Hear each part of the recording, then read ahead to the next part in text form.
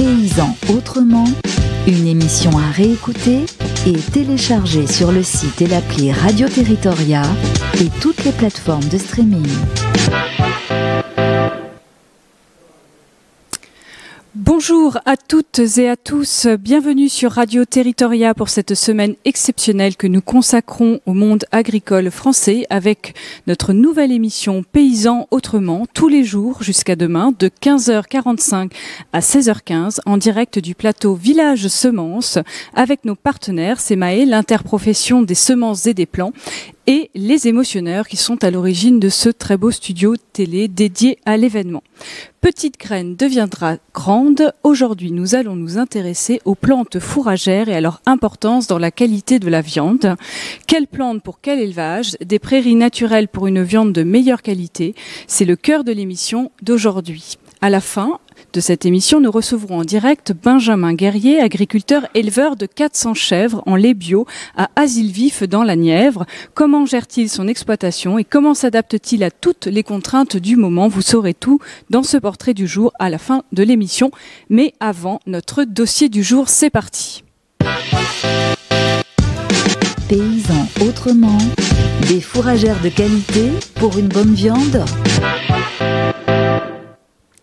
Coup de projecteur sur la production de plantes fourragères pour une viande de qualité. Le fourrage est, rappelons-le, dans l'agriculture une plante ou plusieurs végétaux qui servent à l'alimentation des animaux d'élevage, donc bovins, caprins, ovins, etc. Et les prairies et cultures fourragères couvrent à peu près 23% du territoire sur 12 500 milliers d'hectares en France en 2018, selon les chiffres du ministère. Pour en parler avec nous aujourd'hui, j'accueille Sébastien Brousse, éleveur dans la Creuse. Bonjour Sébastien. Bonjour. Et merci d'être avec nous sur Radio Territoria pour évoquer cette question d'actualité. Vous êtes agriculteur et possédez un troupeau laitier de plus de 50 vaches, essentiellement des charolaises, hein, c'est bien ça? Alors, je possède deux troupeaux, un troupeau laitier de 50 vaches et un troupeau de vaches charolaises qui sont des vaches allaitantes, donc pour faire de la viande. D'accord. Voilà, c'est deux troupeaux différents. Très bien. Et pour vous accompagner, je reçois Arnaud l'Espagnol, donc agriculteur et éleveur dans le Berry. Bonjour Arnaud. Bonjour à vous tous. Merci d'être avec nous. Vous êtes agriculteur à la section fourragère et vous élevez des vaches charolaises pour la viande également. Exactement, voilà. Donc, n'ayant pas de vaches disponibles pour le salon de l'agriculture cette année, je me suis dit que c'était pas plus mal de pouvoir les faire participer via votre émission. Oui, c'est une excellente idée effectivement d'avoir ce petit aperçu de votre exploitation. C'est très sympa. Merci à vous. Sébastien Brousse, est-ce que vous pouvez nous dire un petit peu ce que c'est qu'une plante fourragère exactement et combien il en existe-t-il de différentes? Alors, il en existe des milliers. Une plante fourragère, c'est essentiellement toute la verdure, toute l'herbe que vous voyez dans les champs. Après, plus techniquement, il en existe deux grandes variétés, les graminées et les légumineuses. Donc, les graminées, il y en a une dizaine qui sont utilisées couramment en France. Sur mon exploitation, j'en utilise 5 ou 6. Et après, dans la famille des légumineuses, et là, on trouve plutôt la luzerne, le trèfle. C'est des plantes différentes selon les types d'élevage? Ou on peut retrouver la même plante pour des ovins ou des bovins, par exemple? On peut trouver les mêmes plantes pour les ovins et les bovins. Ce sont des plantes différentes en fonction du sol, des climats. On adapte un peu la plante à son environnement et aux besoins qu'on en a. Selon qu'on veuille faire plutôt de la pâture, plutôt de la fauche, de l'ensilage. Voilà, on adapte la variété au climat et aux besoins. Et on en cultive beaucoup sur le territoire français? Oui, puisque la majorité de l'herbe est cultivée. Donc il y a des prairies naturelles où on retrouve naturellement certaines variétés, et puis il y a des prairies qui sont semées et où là, c'est là qu'on oriente notre choix, on fait notre choix de graines en fonction des besoins qu'on a. Quelle est la part du bio dans ces cultures? La part du bio dans ces cultures, 15% à peu près, je pense. D'accord. Arnaud l'Espagnol, pourquoi les plantes fourragères sont importantes pour l'élevage ? Donc, par rapport à l'élevage, c'est suivant le type d'animaux qu'on veut élever. Parce que, par exemple, il y a des élevages qui sont plutôt granivores. Donc là, on pense tout de suite aux poules, aux élevages avicoles, des élevages comme les porcs qui, eux, utilisent également des céréales, enfin, mangent plutôt des céréales. Par contre, quand on parle de plantes fourragères, c'est pour toutes les catégories d'animaux. On pense tout de suite aux ruminants, donc les bovins, les caprins, les ovins, mais également les équins qui utilisent plutôt ces plantes fourragères. Alors, ces plantes fourragères, en fait, ce qu'il faut dans leur composition ou ce qu'on cherche pour ces animaux, les ruminants, c'est les fibres, de l'énergie et une certaine richesse en protéines. Et du coup, naturellement, dans ces plantes fourragères, toutes ces éléments, fibres, énergie, protéines, vitamines et autres, sont présents naturellement. Par contre, à différentes proportions, suivant les types d'espèces fourragères. Alors, comme disait mon collègue, au niveau des types d'espèces fourragères, donc on a des graminées qui seront plutôt riches en fibres et un peu en énergie et un peu limitées par contre en protéines. Et des plantes type légumineuses qui, elles, vont avoir beaucoup plus de protéines et qui permettent d'amener ces protéines aux animaux. Donc après, on fait un mixte entre ces différentes espèces, soit quand on les nourrit l'hiver en prenant dans les différents stocks de fourrage qu'on aura fait en graminées ou en légumineuses, ou bien c'est au moment des implantations des prairies qu'on va faire un mélange entre ces différentes espèces pour pouvoir avoir quelque chose lors de la récolte ou du pâturage qui soit disponible aux animaux. Et ensuite, dans les espèces fourragères, on a aussi d'autres comme les betteraves fourragères qui ont été très utilisées jusque dans les années 60 et qui aujourd'hui font un retour, où on peut avoir aussi des crucifères à faire pâturer, type des choux fourragers, quoi. Et ces protéines, ces vitamines, on peut pas les retrouver dans les granulés, par exemple. Elles peuvent pas être retravaillées de façon. Quand on parle de granulés, en fait, c'est une composition, une forme solide d'aliments, quoi. Après, quid de qu'est-ce qu'il y a dans ces granulés.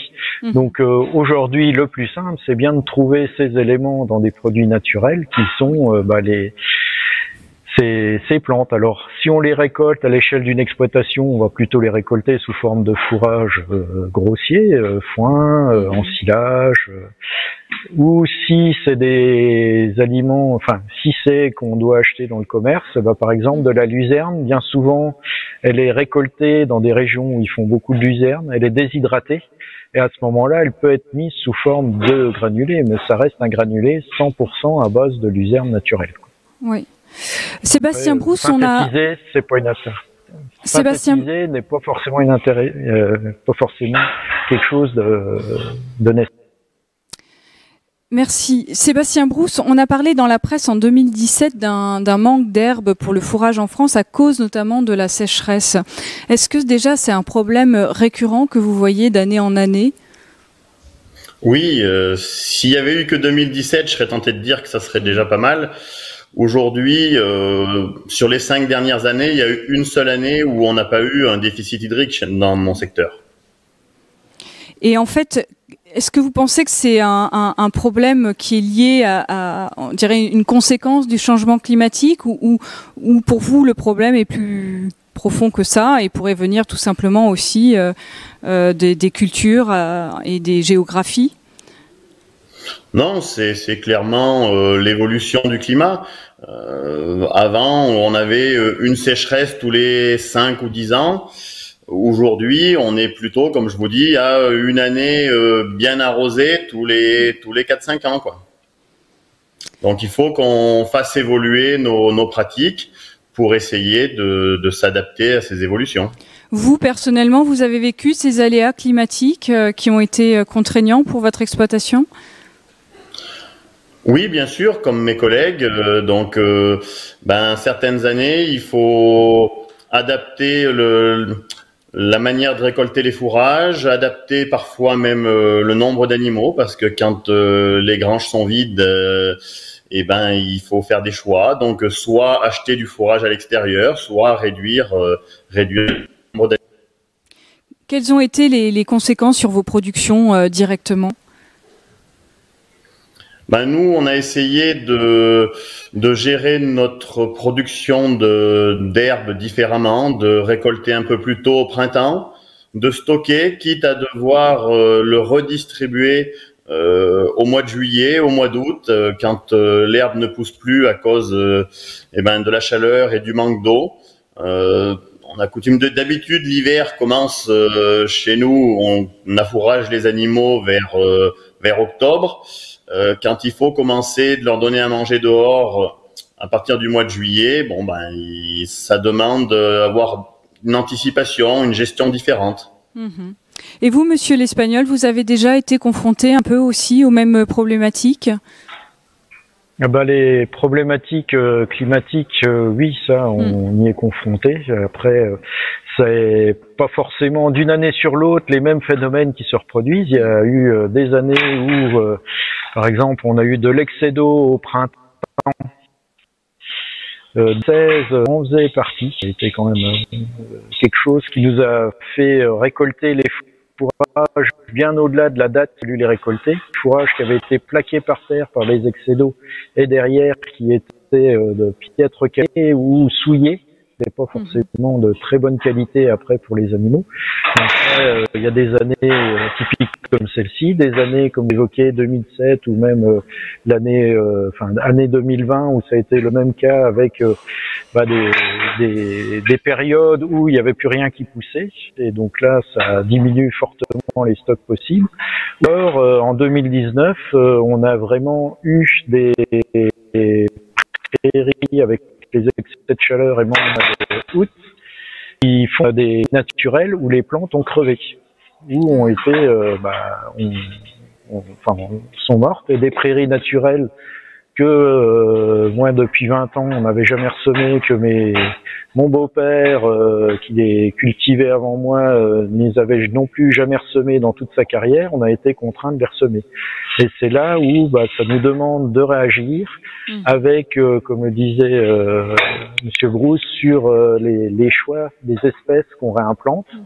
Donc on se rapproche sur des espèces qui vont permettre d'avoir des pousses tout au long de l'année. On essaye parce que certaines années, on aura une sécheresse qui va arriver sur mars-avril comme en 2020 ou une sécheresse qui peut arriver sur juin, juillet, août à d'autres moments. Et il y a des espèces qui vont produire à différents moments de l'année. Donc ça, c'est très important dans les choix. Dans les variétés aussi qui sont sélectionnées aujourd'hui, on a des variétés qui peuvent permettre d'avoir plus ou moins de longueur de temps qui vont être exploitables.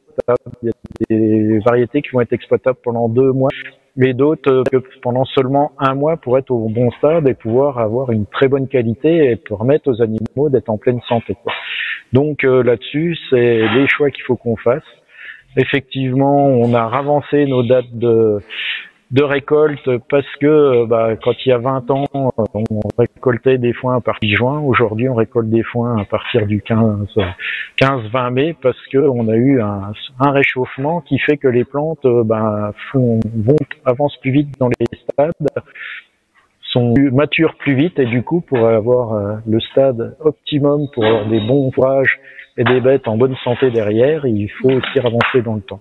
Donc c'est toutes ces pratiques-là qu'on essaye de changer, quoi. C'est bien, vous vous adaptez finalement à l'évolution d'une certaine façon et montrez une forme de résilience qui est exemplaire. Est-ce que vous avez remarqué au-delà de ça des changements dans votre filière, voire même dans votre métier depuis quelques années ? Là-dessus, on a vraiment une professionnalisation de la culture de l'herbe, on va dire, qui est vraiment en route, parce que c'est vraiment primordial aujourd'hui pour pouvoir élever nos animaux, assurer de la nourriture de qualité toute l'année, et ça c'est effectivement des points sur lesquels où les éleveurs sont de plus en plus formés, quoi, là-dessus. Et on a aussi une sélection des variétés et des espèces qui sont de plus en plus disponibles. et notamment des espèces, enfin des prairies multi-espèces comme Monsieur Brousse le met en place. Ça, c'est quelque chose que il y a 30 ans ne se faisait plus. On mettait l'espèce qui assurait un rendement tous les ans et c'était bon. Aujourd'hui, avec le climat qu'on a, c'est plus le cas. Il faut pouvoir avoir plus de résilience et avoir plus de cordes à son arc. Donc ça, oui, c'est un premier point. Et puis le deuxième point, c'est quand même derrière, en plus de la professionnalisation des éleveurs qui cultivent leur herbe, c'est aussi la sélection qui va dans ce sens avec, quand je vous parlais tout à l'heure, d'autres plantes fourragères comme la betterave qui fait son retour ou les crucifères comme le chou fourrager. C'est des plantes qui ont leur intérêt et qui peuvent aussi se réinsérer dans des assolements de cultures céréalières, et du coup on assiste à des échanges plus faciles de parcelles entre des céréaliers et des éleveurs qui vont laisser à disponibilité des éleveurs des parcelles sur l'automne où on implantera de ces cultures fourragères et qui permettront aussi d'alimenter des troupeaux et amènent plus de résilience dans tous les systèmes de production. Merci, Monsieur l'Espagnol. Monsieur Brousse, c'est aussi un constat que vous faites sur l'évolution de la filière. C'est comme ça que vous le percevez? Oui, nous sommes obligés de nous adapter, comme disait mon collègue, de se professionnaliser, d'essayer d'optimiser tous les détails. L'herbe, on fait plus de la cueillette. C'est vraiment une culture à part entière qui a ses contraintes, qui a ses spécificités. Et il faut essayer d'optimiser au maximum cette culture. Faut bien se dire que, si je prends mon cas personnel, au niveau du troupeau allaitant, l'herbe, c'est 98% de l'alimentation de mes animaux. Donc, que ce soit quand elles vont pâturer dans les champs, que ce soit l'hiver quand je leur apporte sous différentes formes, du foin, de l'ensilage. Donc, si on n'optimise pas cette partie-là, inévitablement, ça aura des conséquences derrière. Est-ce que de votre côté, vous avez ressenti un changement dans votre activité avec la crise sanitaire que nous traversons toujours d'ailleurs et que nous avons traversée durant l'année passée? Ça a changé quelque chose? Nous, agriculteurs, on a quand même la chance par rapport à certaines autres catégories socio-professionnelles de toujours avoir travaillé. Après, il y a des habitudes alimentaires qui ont changé. Notamment le fait que les gens ne puissent plus aller au restaurant, l'entrecôte, la bavette, ça c'est des choses qui aujourd'hui ont fortement diminué en termes de consommation. Aujourd'hui, les gens mangent essentiellement de la viande hachée quand ils sont chez eux. Le steak haché, c'est facile, c'est vite cuit, ça demande pas une grande technique de cuisinier. Donc voilà, c'est des évolutions qui sont liées à la crise sanitaire. On peut les regretter, certainement, mais aujourd'hui, c'est le cas. Et Monsieur l'Espagnol, c'est aussi un point, vous, au niveau de la crise sanitaire, vous avez comment vous l'avez vécu de votre côté?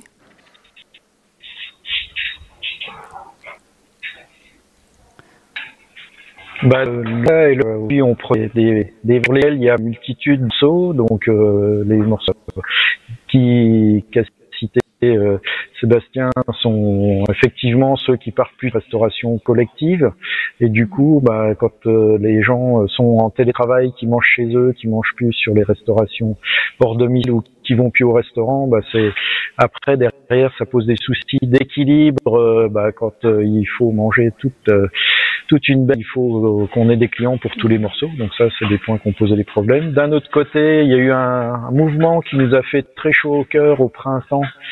Ça a été quand même d'avoir une reprise de conscience de l'alimentation et de l'alimentation près de chez soi, et d'avoir eu cette reconnaissance vis-à-vis de tous les agriculteurs, les éleveurs qui produisent aujourd'hui tous les jours quelque chose qui rentre dans l'assiette de tout un chacun. Et ça, c'est un élan qu'on a vraiment très apprécié.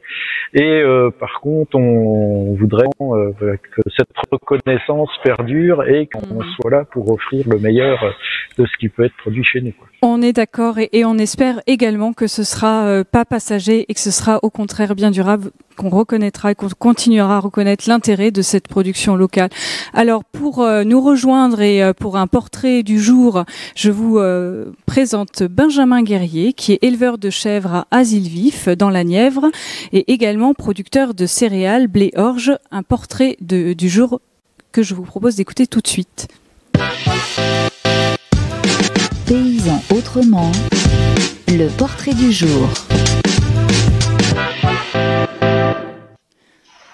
Bonjour Benjamin, merci d'être avec nous en direct du studio Village Semences sur Radio Territoria avec l'interprofession des semences et des plants. Vous avez une exploitation de 180 hectares dans le sud de la Nièvre, à Azilvif exactement, 400 chèvres en lait bio, et vous réalisez également de la culture de céréales. Vous faites également de la culture de plantes fourragères ? Oui, bien sûr, c'est un point essentiel dans un système de polyculture élevage et qui prend une importance encore plus importante dans un système laitier qui est basé sur la productivité alimentaire des animaux directement, puisque souvent on est dans des systèmes intensifs ou semi-intensifs et très dépendant de l'extérieur et notamment de l'alimentation achetée dont vous parliez tout à l'heure en granulé ou sous forme de céréales. Et il ne faut pas surtout pas oublier que donc en élevage, chez les ruminants notamment, la base de l'alimentation ce sont les fourrages. Et comme disait tout à l'heure mon confrère, on est sur l'essai de maximiser cette partie, donc c'est-à-dire d'alimenter au maximum les animaux à base de fourrage qui sont aujourd'hui économiquement les moins coûteux. Donc on fait tout, on met tout en œuvre pour favoriser à la fois des implantations de prairies ou de choses comme ça qui sont adaptées à nos besoins avec des qualités les meilleures possibles. Alors ça passe par le choix des variétés, mais également la qualité des implantations, etc. Et donc les périodes de récolte aussi qui sont très importantes avec comme contrainte notamment le climat et les dates de récolte. Benjamin, je crois savoir que vous faites du lait bio depuis pas très très longtemps. Qu'est-ce qui a décidé ce passage au bio ? Alors j'ai un parcours un petit peu atypique puisque je me suis installé hors cadre familial en 2004 avec pour objectif de mettre en place un troupeau de chèvres laitières sur une exploitation qui n'était pas qui était uniquement de la grande culture et des vaches allaitantes. Et donc j'ai réalisé complètement, j'ai créé de toutes pièces un atelier laitier de chèvres laitières et conservé des cultures à côté. Donc j'ai exercé 10 ans sur la chèvre laitière en conventionnel ainsi que la grande culture. Et puis dans les années, aux alentours de 2013, on a subi une forte crise dans le lait de chèvre avec une surproduction importante à l'échelle européenne qui a fait chuter les prix, ainsi que des coûts d'alimentation qui étaient très élevés, notamment des céréales qui avaient fortement monté. Donc à cette période, j'ai décidé d'arrêter la production laitière et de me consacrer uniquement aux grandes cultures, en conservant complètement mon outil de travail qui était en place. Et quelques années plus tard, le marché du lait de chèvre étant revenu au vert, si je puis dire, je me suis penché à réintroduire des animaux sur exploitation, puisque dans notre contexte géographique, il est intéressant d'avoir de la polyculture élevage. La céréale n'est pas adaptée à 100% sur nos systèmes d'exploitation et sur notre territoire. Et donc, je me suis penché sur à réintroduire des chèvres laitières et je n'ai pas trouvé de débouché en lait conventionnel. Donc, je me suis tourné vers le lait bio et effectivement, il y avait une très forte demande avec des importations, notamment d'Autriche et de Suisse en lait de chèvre bio et les attentes de consommateurs, notamment des transformateurs, ça serait d'avoir du lait français et si possible plus près. Donc je me suis rapproché de ces personnes qui sont à la recherche de lait de chèvre bio et avec qui on met en place cette remise en route de ce système. Et puis en même temps, c'est un challenge d'un point de vue au niveau de l'exploitation, puisque la conversion en agriculture biologique me semble intéressante compte tenu du contexte qu'on peut avoir sociétal, avec une demande, de répondre à une demande du consommateur sur une production plus vertueuse, plus respectueuse de l'environnement. Et d'un point de vue économique, on a aussi également des choses qui sont mises en place pour nous accompagner. C'est vrai qu'on a l'impression que c'est quand même une filière d'avenir et tant mieux, une demande qui s'augmente un peu partout sur toutes les filières et pas seulement celle du lait. Je crois savoir que vous avez du mal à recruter néanmoins malgré tout. Est-ce que vous pensez que c'est lié à la difficulté de votre métier? Vous êtes quand même un jeune agriculteur, si je comprends bien, vous n'avez pas repris une exploitation familiale mais vous l'avez créée de toutes pièces. Qu'est-ce que vous pouvez nous en dire et quels sont vos besoins finalement actuellement? Alors c'est vrai que la main d'œuvre est un problème majeur dans les exploitations agricoles. C'est un métier effectivement qui est difficile avec des astreintes, encore plus en élevage laitier. On est vraiment sur 7 jours sur 7, 365 jours par an, avec des amplitudes de journées qui sont importantes. Et on ne peut pas appuyer sur le bouton off pour s'arrêter. Et en même temps, c'est des productions qui sont relativement techniques avec du matériel, etc. et assez pointu. Donc on peine à trouver de la main d'œuvre qualifiée et à recruter tout simplement. On a une contrainte qu'on n'arrive pas à lever, qui est très difficile à lever, c'est effectivement la rémunération qu'on peut proposer à des salariés qu'on recruterait face à une qualification et ce qu'on leur demande. C'est très compliqué. Il y a des avantages dans cette production, c'est que c'est intéressant, ça bouge beaucoup, mais effectivement, on a énormément de mal. Et d'ailleurs, je suis en plein recrutement, je cherche activement de la main d'œuvre, j'ai du mal à en trouver. Si vous avez des candidats, vous pouvez contacter Benjamin Guerrier, SCEA Les Petites Maisons dans la Nièvre à Zilvif. Donc on va le redire d'ailleurs, s'il y a des candidats, c'est les Petites Maisons à Azilvif. Voilà, si vous voulez vous lancer dans la filière de lait bio de chèvre, eh bien vous savez où aller sonner à la porte. Continuez Benjamin, je vous en prie, pardon pour cette interruption. Donc en fait, effectivement, la main d'œuvre, c'est vraiment au cœur du système. Toutes les exploitations rencontrent ces difficultés, que ça soit dans le secteur agricole au sens large du terme. C'est un métier qui a été un petit peu délaissé. Il faut pas oublier que ce sont nos racines. Nos grands-parents étaient tous exploitants agricoles. Aujourd'hui, cette filière, ce métier a beaucoup évolué. Il demande énormément de compétences, il demande de la polyvalence. C'est quelque chose qui est très intéressant, mais on a cette difficulté qu'on n'arrive pas à lever. C'est vraiment la contrainte économique, surtout en cadre familial, puisque les exploitations agricoles, ce sont des capitaux immobilisés lourds et importants, et quand on est en cadre familial, il faut une quinzaine ou une vingtaine d'années avant de pouvoir avoir remboursé un fonds auprès des banques et des choses comme ça et commencer à avoir un retour sur l'investissement. Donc c'est ultra compliqué de pouvoir rémunérer à sa juste valeur à la fois les chefs d'exploitation, mais la main d'œuvre qui jusqu'à présent et par le passé, j'ai toujours fait le maximum pour rémunérer ces personnes-là sans pouvoir atteindre leurs attentes et les miennes aussi, parce que je pense que ces personnes s'engagent et ont du courage de faire ce métier-là, et j'aimerais pouvoir aussi les rémunérer davantage, mais je ne peux pas. Et oui, je comprends. J'espère d'ailleurs à ce propos que vous avez des aides financières qui vous sont attribuées pour notamment inciter ces jeunes à s'installer et à pouvoir vivre de ce métier qui est un métier de la terre. Et on retourne à la terre de plus en plus quand même aujourd'hui.